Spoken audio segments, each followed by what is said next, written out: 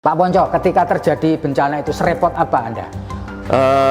Nggak ngantor di Surabaya itu yang pasti. Oh gitu ya. Jadi Pak Ponco harus ke ngantornya di sana. Ngantornya kita di Kupang. Oke, gitu. Jadi Bapak ngantor berapa lama di Kupang? Hampir 1 minggu. Saya harus ya. Anak saya tanya, gitu kan. Nak, 2 orang anak ini saya tanyain, pengen nggak kerja kayak di Telkom? Dua-dua menjawab tidak mau. Oh tidak mau Pak ya? Kenapa tidak mau, gitu kan? Karena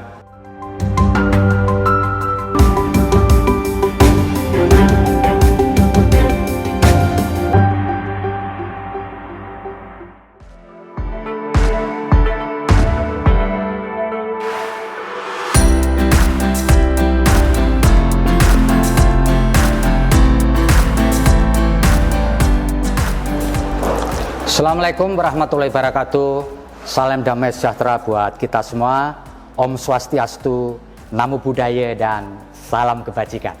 Bertemu lagi dengan saya, Feby Mahendra Putra, Direktur Pemberitaan Tribun Network, yang juga pemimpin redaksi Harian Surya di Surabaya. Setelah pandemi COVID-19 yang dimulai Maret 2020 yang lalu, orang banyak melakukan work from home. Artinya apa? Dia bekerja di rumah menggunakan saluran internet. Sehingga penggunaan internet tentu saja secara logika meningkat. Nah, kali ini saya akan ngobrol dengan orang yang paham soal dunia maya atau dunia goib ini. Nama beliau adalah Bapak Ponco Suharwono. Ponco Suharwono adalah Executive Vice President atau EVP Telkom Regional 5 Jatim, Bali, Nusa Tenggara. Pria yang lahir di Semarang 23 Maret 1973 ini menduduki jabatan sebagai EVP Telkom Regional 5 sejak 1 Februari 2020 lalu.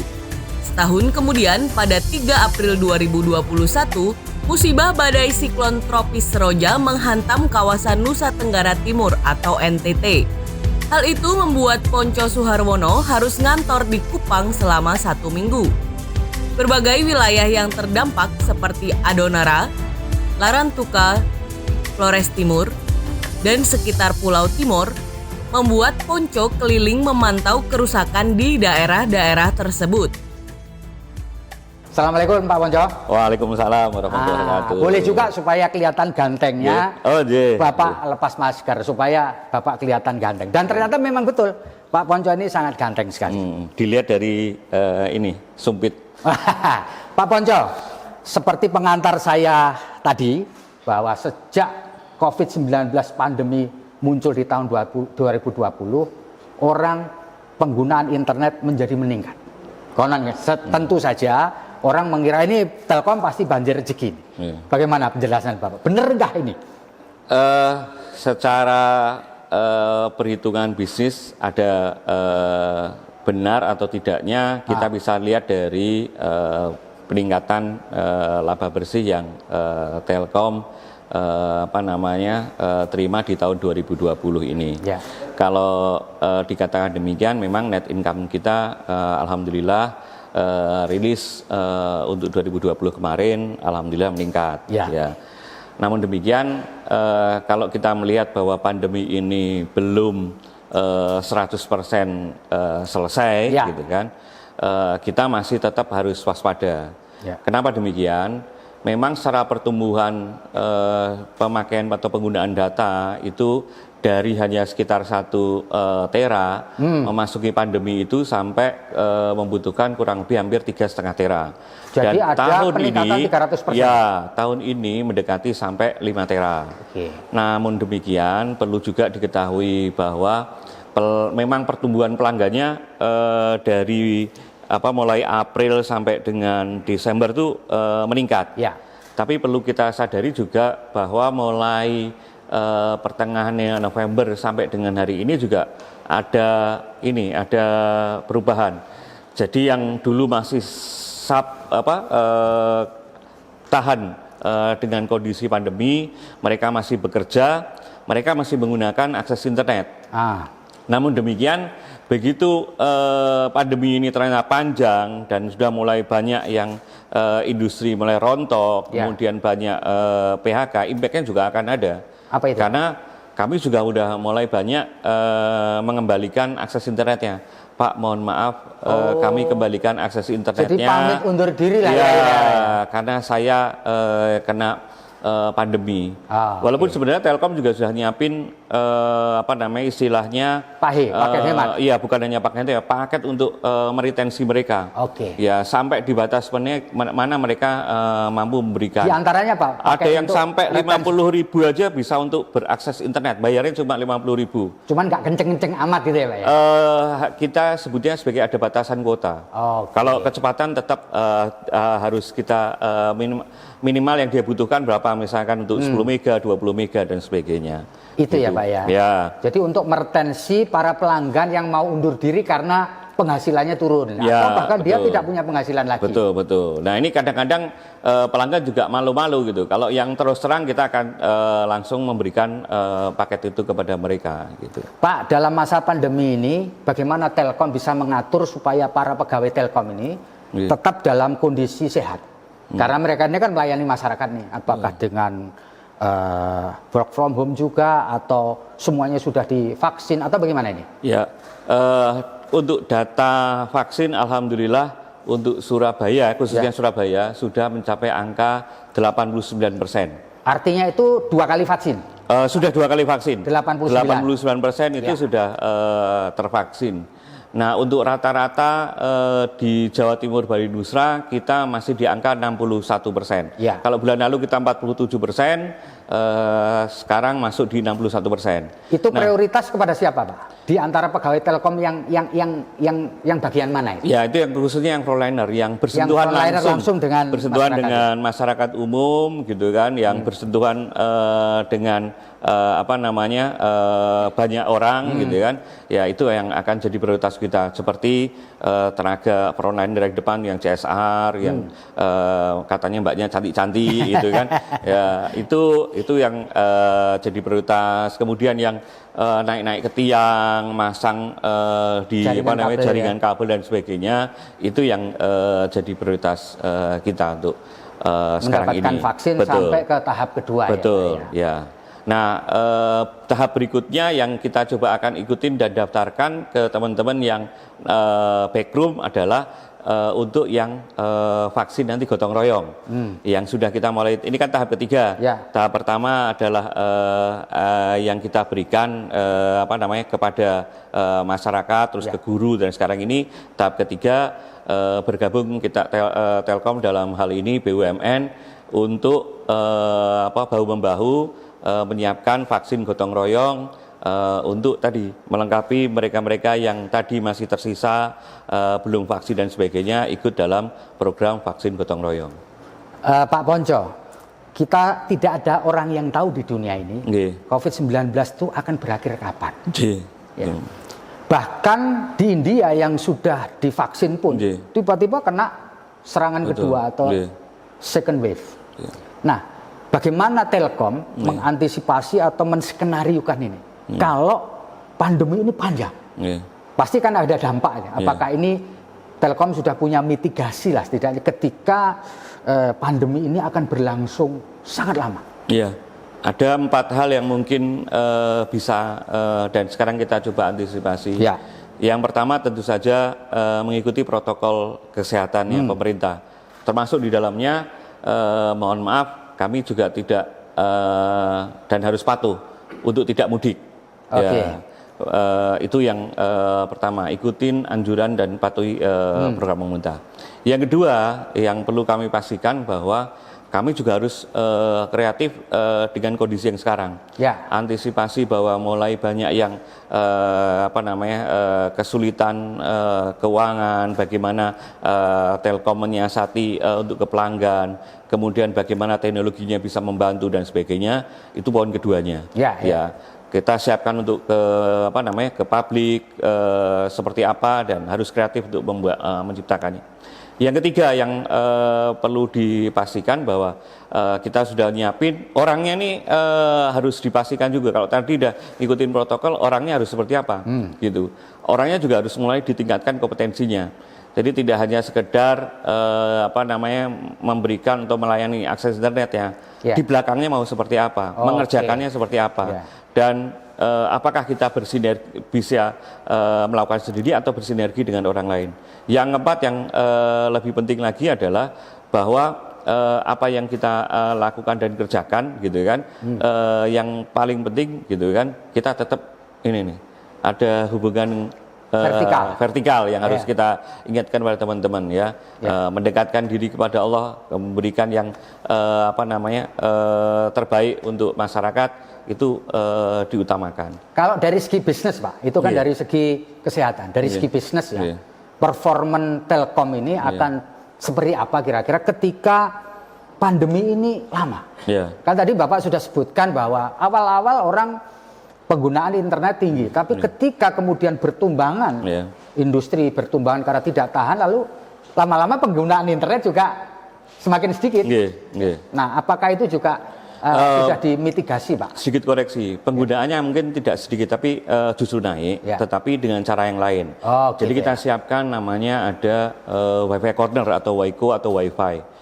Jadi Wi-Fi yang sifatnya umum atau Wi-Fi yang sifatnya bisa diterima masyarakat tanpa mengeluarkan uang besar, atau bahkan mungkin beberapa kita kerjasama dengan pemerintah daerah, dengan swasta untuk memberikan atau menggratiskan akses internetnya ini. Jadi akses internetnya gratis yang bayar pemerintah gitu? Ada yang kita kerjasama dengan pemerintah, ada yang memang itu kita terkait dengan CSR kita, ada yang juga melibatkan swasta, gitu. Melibatkan swasta itu contohnya, gitu kan. Ada beberapa kafe yang bisa memberikan gratis, kemudian kita memberikan tarif khusus untuk mereka supaya ada yang datang, akses internetnya dinikmati, tapi mereka membeli sesuatu dari kafe tersebut, itu juga bisa kita lakukan. Freemium gitu Pak, di tahap tertentu free, begitu masuk premium bayar gitu ya. Kurang lebih itu model-model yang bisa kita jajaki untuk ke mereka, gitu kan. Nah, di sisi yang lain, teknologi juga kita coba menggunakan alternatif yang lain.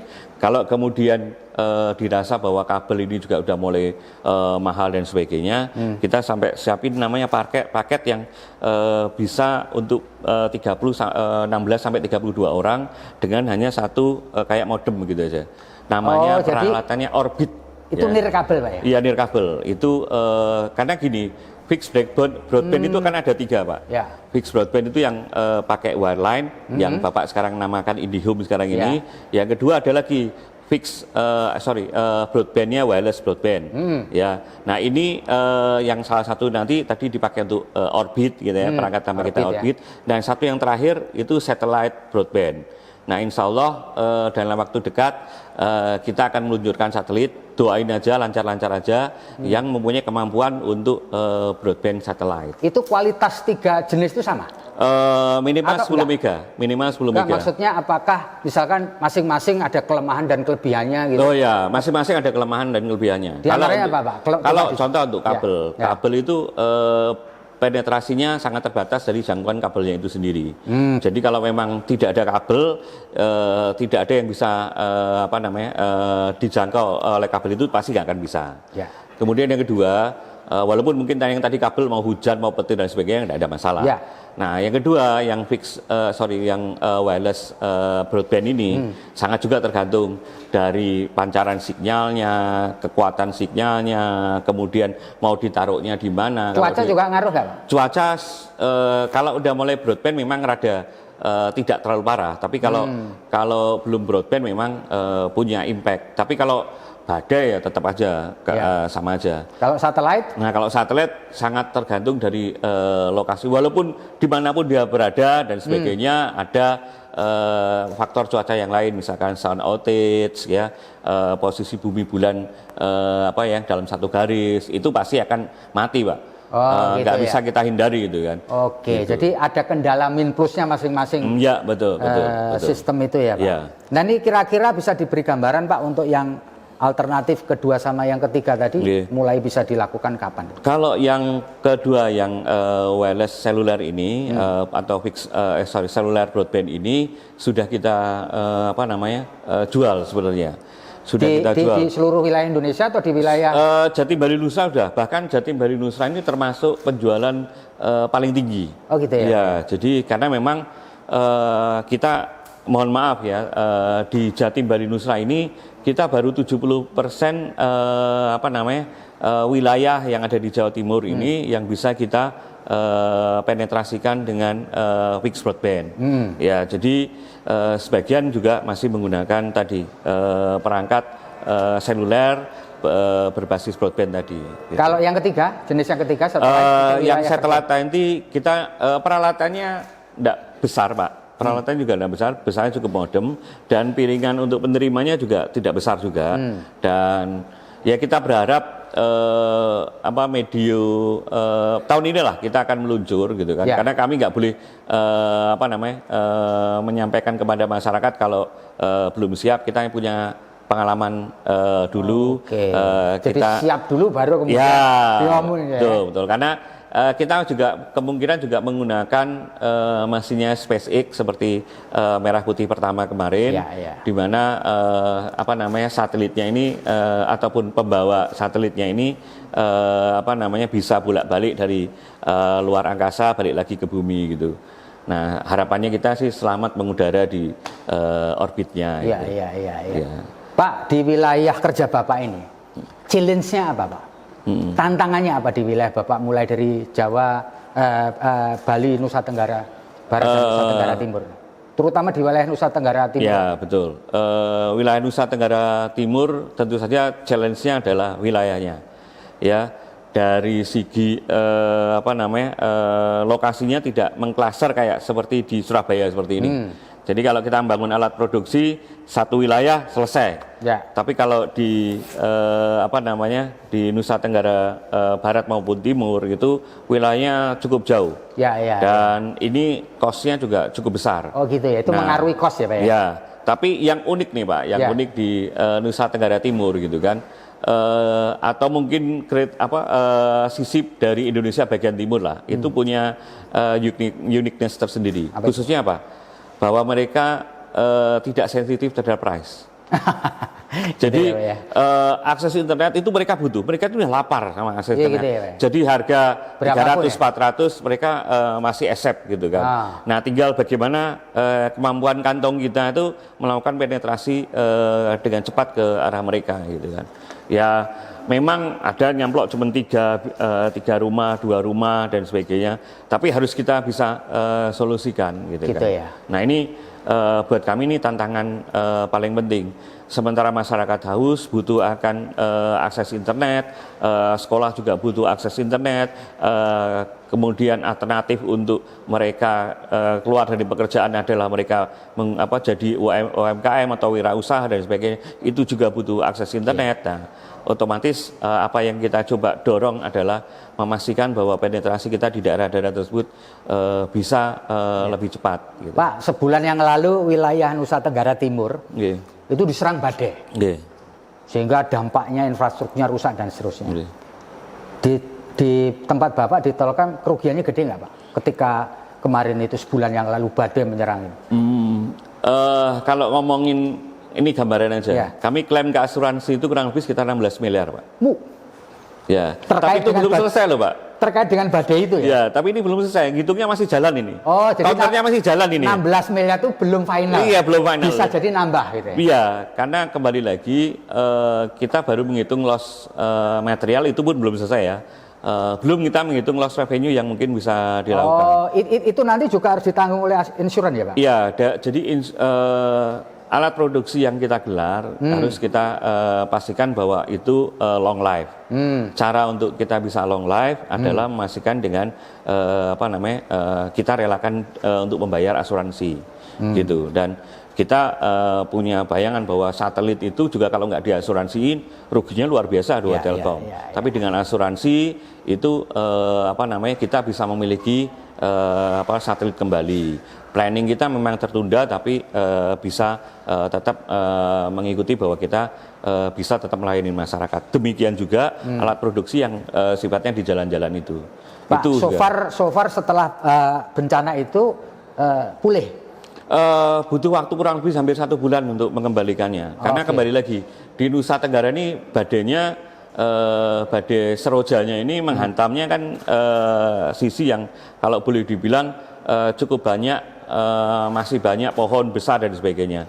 Nah, di awal kami melakukan recovery itu bukan istilahnya peralatan untuk penyambungan kabel yang kita bawa, tapi sensor yang harus kami bawa, motong-motong kemudian bak terbuka untuk ngangkutin kayu itu supaya tidak menghalangi akses kita melakukan recovery. Itu pertama yang kita lakukan.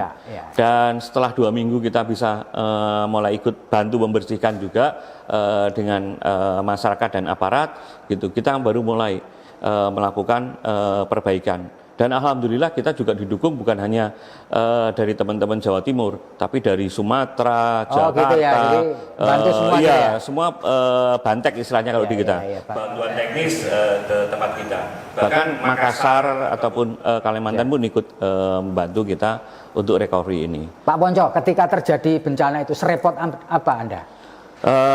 Nggak ngantor di Surabaya itu yang pasti. Oh gitu ya. Jadi, Pak Ponco harus ke ngantornya di sana, ngantornya kita di Kupang. Di Kupang? Ya, jadi yang paling parah di Nusa Tenggara itu selain Adonara, Larantuka, kemudian ataupun Flores Timur adalah di Timor, Pulau Timornya.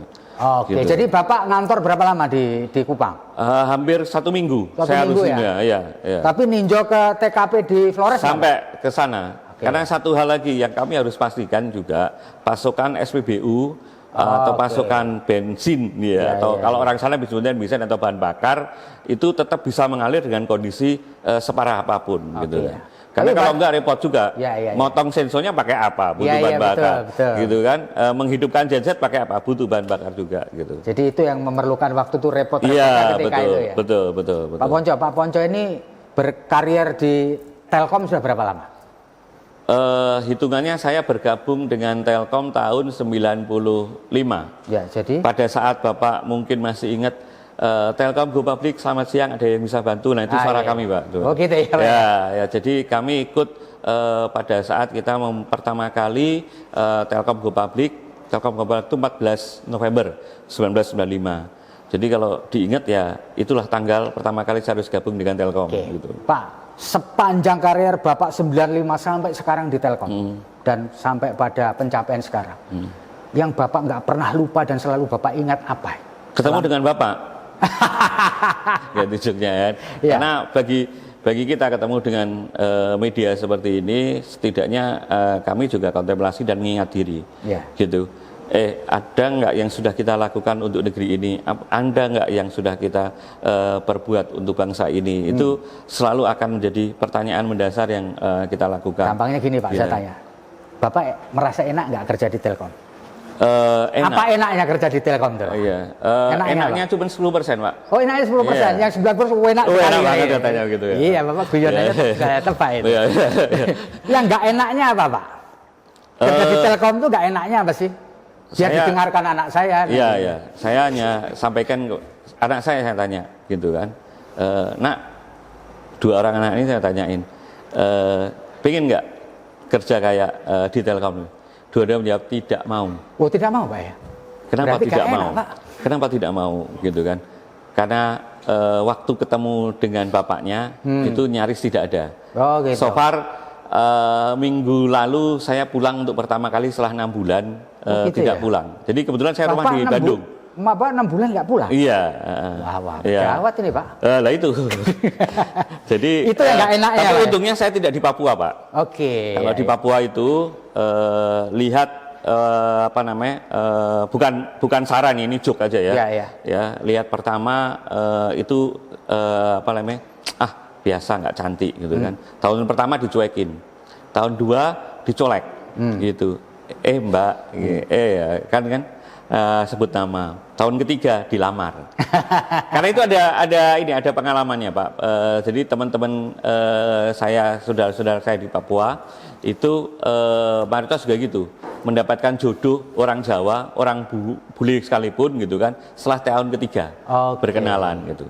Moga-moga Bapak jangan lama-lama di Papua ya. Pak, tentu pembaca kita, penonton kita kepingin tahu lebih banyak mengenai Bapak. Bisa nggak Bapak ceritakan riwayat singkat hidup Bapak, mulai kecil lahir di mana, kapan lahir, terus SD-nya di mana, SMP di mana, SMA di mana, kuliah di mana, karir Bapak lah, supaya ini menjadi juga pengetahuan juga buat pembaca kita. Silakan Pak. So far sebenarnya Bapak lahir di Jakarta? Saya lahir di Semarang. Di Semarang kapan Pak? 24 Maret. 24 Maret 73. 73. Ya. Oke. Saya lahir di Semarang, kemudian saya kecil di Wonokromo, Surabaya. SD-nya di Surabaya juga? Saya tidak diberikan dengan orang tua saya di sana. Pada tahun 74 sampai 78 ya, termasuk rawan Wonokromo ini. Jadi? Saya disuruh pergi dari sana, ya, dari Surabaya ke Semarang. Oke, sekolahnya di Semarang jadi? Sekolah di Semarang, kemudian sampai SMA saya di Semarang, kemudian kuliah di Bandung. Ya. Kuliah di Bandung. Apa itu perguruan tingginya Pak? Sekarang namanya TELU. Nah dulu apa? Waktu Bapak sekolah dulu apa? Sekolah Tanam Tiang. Sekolah Tinggi Telkom. Iya, STT Telkom ya. STT Telkom ya. Namanya dulu Sekolah Tinggi Tanam Tiang. Ya, tiang. Dari sana tahun 91, lulus tahun 95. Ya, masuk ke Telkom. Masuk ke Telkom, gitu. Masuk ke Telkom dan penempatan pertama sebenarnya di Jakarta Pusat. Ya. Tapi karena cuma ada 18 orang yang lulus pada saat itu, 28 sebenarnya, tapi ada yang masih ada yang ikut sekolah lagi dan seterusnya. Ya. Dari 18 orang ini sebagian besar di Jakarta, sebagian di Surabaya. Saya kebetulan di Jakarta Pusat. Ya. Selanjutnya disampaikan harus ada yang keluar dari wilayah Jakarta, waktu Jabodetabek. Jadi kita memilih untuk keluar dari sana, kebetulan mintanya di Serang. Ya. Dan saya kebetulan diluluskan untuk di Serang. Ya. Kemudian cukup lama dari tahun 96 sampai 98 saya di Serang. Di Serang. Dari lama. Serang saya pindah ke Cilegon 6 bulan, kemudian pindah ke Tangerang. Oke. Dari pindah ke Tangerang, kemudian 2002 saya pindah ke Jakarta. 2002 sampai dengan 2009 saya masih di Jakarta. Kemudian 2009 saya pindah ke anak perusahaan. Namanya apa Pak itu? Infomedia Nusantara. 2009 sampai 2013. Ya. 2013 saya balik lagi ke Telkom gitu kan, ngurusin UKM dan government di Indonesia. Setelah itu tahun 2015 pindah ke Bandung. Oke. Pindah ke Bandung, balik lagi ke Jakarta. 4 tahun kemudian balik lagi ke Bandung, baru 8 bulan balik lagi pindah ke Surabaya. Jadi Bapak masuk Surabaya tepatnya kapan? Tepatnya hitungannya kalau di Telkom 1 Februari 2020. Jadi sekarang Bapak dikaruniai berapa putra-putri? Alhamdulillah 3, tapi sudah ada yang lulus, jadi tinggal 2. Lulus apa maksudnya Pak? Ya, lulus sarjana? Sudah, bukan. Lulus ini, jadi insya Allah husnul khotimah lah. Oke, ya. Jadi tinggal 2 ya Pak? Tinggal 2. Yang 2 ini? Satu kuliah di insya Allah doakan Juli ini lulus dari Farmasi ITB. Ya. Satu lagi di TELU di DKV semester 4. Oke. Ya. Kalau istri pegawai Telkom juga? Alhamdulillah enggak. Oh, enggak ya. Ya, ibu rumah tangga ya. Oh, jadi Bapak tidak berburu di kebun binatang berarti ya. Berburu di kebun binatang itu karyawan Telkom. Iya gitu ya. Ya. Oh, harusnya gitu ya. Baik Pak Ponco, barangkali Pak Ponco bisa memberikan closing statement kepada para pengambal Telkom terutama di wilayah Jawa Timur, Bali dan Nusa Tenggara, Pak. Iya. Oke, buat pelanggan Telkom yang setia, khususnya pelanggan IndiHome, terima kasih untuk kontribusinya selama ini, selama pandemi, termasuk di dalamnya ketika bersinergi dan bisa mendapatkan manfaat dari IndiHome ini ataupun akses internet yang Telkom berikan. Besar harapan kami pelanggan-pelanggan setia ini terus bisa memberikan masukan kepada Telkom untuk memberikan Telkom kepada masyarakat dan juga pelanggannya lebih baik lagi. Teknologi dan juga cara-cara baru akan coba kita terapkan, termasuk juga value-value yang baru akan segera kita luncurkan di tahun ini maupun tahun-tahun depan. Harapannya kembali lagi untuk memuaskan pelanggan setia PT Telkom Indonesia. Demikian, semoga relasi kita tetap diberkahi di bulan baik ini. Kami atas nama pribadi dan manajemen PT Telkom mengucapkan permohonan maaf lahir batin. Semoga nikmat Ramadan, nikmat puasa ini bisa membawa berkah dan kita tetap menjalin kebersamaan dengan lebih lama lagi. Terima kasih. Baik, terima kasih Pak Ponco Suharwono atas ngobrol pada kesempatan kali ini. Tribuners, demikian ngobrol saya dengan Pak Ponco Suharwono. Kita harapkan Telkom terus bisa memberikan pelayanan yang terbaik kepada masyarakat. Saya Febi Mahendra, undur diri dari forum ini. Assalamualaikum warahmatullahi wabarakatuh. Om Santi Santi Om. Salam sehat.